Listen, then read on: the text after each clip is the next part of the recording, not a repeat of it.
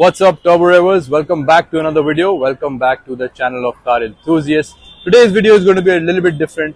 Today we are going to be testing the space of the Nexon EV and the Curvv EV, guys, which is inside the showroom. We will get to that in a bit. And basically this video is for you to get a better idea whether you should go for the Nexon EV or the Curvv EV in terms of space. If you are an EV enthusiast and if you're looking to buy a small compact EV or a coupe EV, this video will give you a better idea in terms of which offers better space. So without any delay, let's get started with the Nexon EV's video straight away. So let's get inside, guys. First, we will be getting inside the driver's position. So as you can see, first of all, the door width is really nice. It's not completely 90 degrees as Tata is famous for, but it still opens wide enough. So let's get inside and see what the space is on offer in the front. So guys, in terms of height, I am 6 feet tall. So in terms of leg room, if you're seeing in terms of knee room, this is my driving position, which is set to it perfectly. You can see I've got plenty amount of knee room, and even if I'm sitting a little bit reclined, I have no issues whatsoever in terms of the driving position. The driving height is pretty clear. I can see the bonnet easily. So in terms of that also, it's pretty sorted. The car is tall.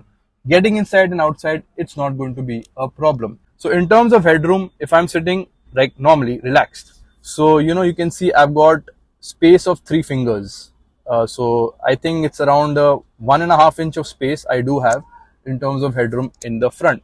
So that is also pretty sorted. No problems there as well in terms of headroom in the driver's position. Next, talking about the under thigh support, I'm sitting on, my thigh is a little on the higher side. So I'm not really, impressed with the under thigh support. It's not bad, but it's not great either. It could have been better if the seats would have been slightly longer. Under thigh support could have improved. So this is what it is in terms of spacing that I have in the front in the driver's position, so that you get a better idea what we get in the Nexon EV. Now let's go to the rear spacing. So I'm exiting. It's pretty easy to exit. No problems there whatsoever. Let's close this door and enter the rear space. Now you can see the width of this door as well is the same as the front. It's pretty wide. So I'm about to enter, guys. Entering the rear is also pretty easy. No issues with ingress. And over here, so again, this is slightly higher compared to what we had in the front seats. So I'm sitting slightly higher. Under thigh support, feels the same to me. And foot room, shin room is a little bit compromised, guys. So that is something I believe could have been better. And in terms of knee room, it is okay. I have space of slightly more than 3 fingers. So knee room is okay. It can be managed. Headroom is decent, guys. It is a scooped out roof, as you guys can see. So headroom is still pretty good, even in the front row and in the rear spacing. I have no complaints with the headrooms. I'm sitting completely relaxed. But in terms of hump, there is a slight hump for the middle passenger. So that might cause an issue, because you can see this AC vent is coming a little outside.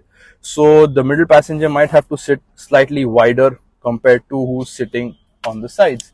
So this is what it is. Let me just come to the middle and show you once. So yeah, you're seeing my legs are slightly wider compared to what I had over there. So the space can take a toll for the people who are sitting on the side.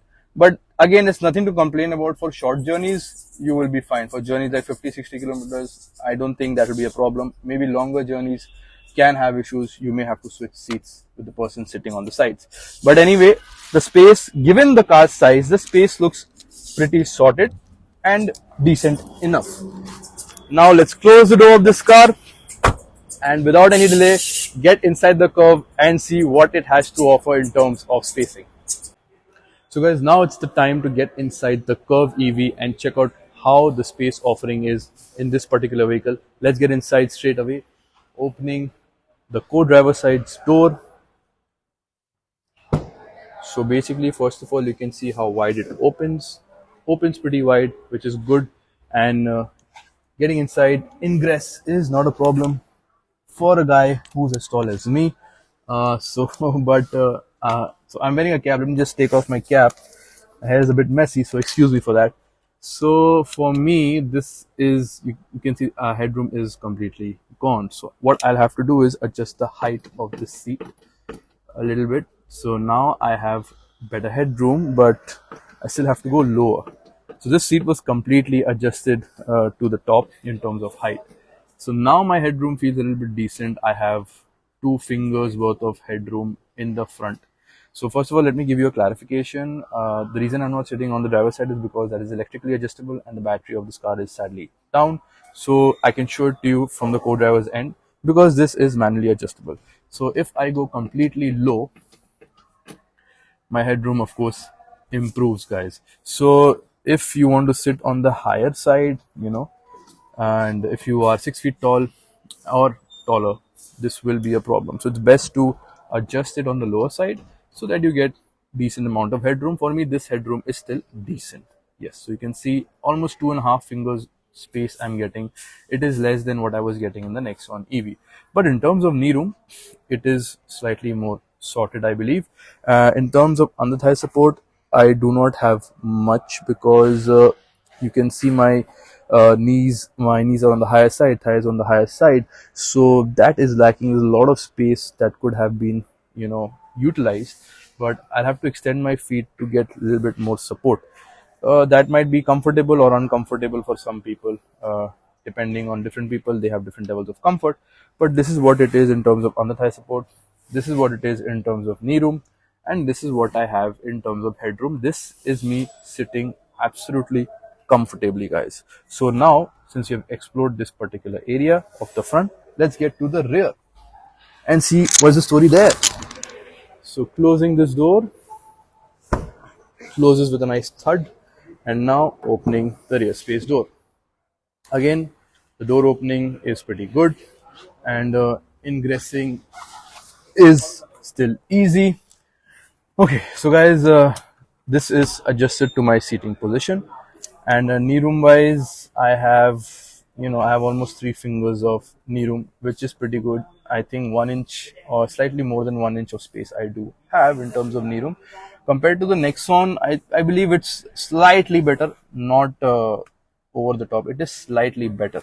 In terms of under thigh support, आप देख सकते हो, I'm sitting raised, like I'm sitting really raised. So under thigh support is not that great in my opinion, but it's still comfortable place to be in. Compared to the Nexon, these seats are more comfortable, softer in my opinion, and even the side supports of the front were pretty good. So it was really nice sitting in the front. But yes, this you can see is my shin room. It is completely touching, and this is what I get when I extend my foot. And main thing is your headroom, guys. So in terms of headroom, I have around 2 finger space, so which is okay enough. It does have a scooped out portion at the rear, but it doesn't really help that much because it might, if there are some bumpy roads we are going through, I might hit my head. So, but in terms of comparison, if we are talking, it is mostly similar. This is slightly better. You can call it 2 to 3% better than what we had in the Nexon. But in cushioning wise in the seats, this is softer. This is much more, not much more, but 10% more comfortable than what we had in the Nexon EV. So that is there. And in terms of hump, it's not completely flat, but it's almost flat. But again, we had the same problem with the Nexon. You can see this AC vent that's protruding out. So that is something that can compromise the spacing of the middle passenger. So let's get outside, guys. This is what it is in terms of front and rear spacing in the Curvv EV. So in terms of comparison, guys, you let me know which car you found more spacious in terms of the comparison video that I just showed you. Whether it's the Curvv EV for you or it's the Nexon EV for you, you can let me know your thoughts in the comments below. I hope you guys enjoyed this video, found it informative, and I hope this video will make your decision easier if you're planning on buying either of the car. So let me know your thoughts, guys. Thank you so much for joining me in this video. Like the video if you enjoyed it, subscribe to the channel if you haven't already, and press that bell notification icon so you don't miss any of my future uploads. I'll see you on the next one. Till then, take care and stay safe, Turbo Rebels, and of course, drive safe as well. Bye-bye.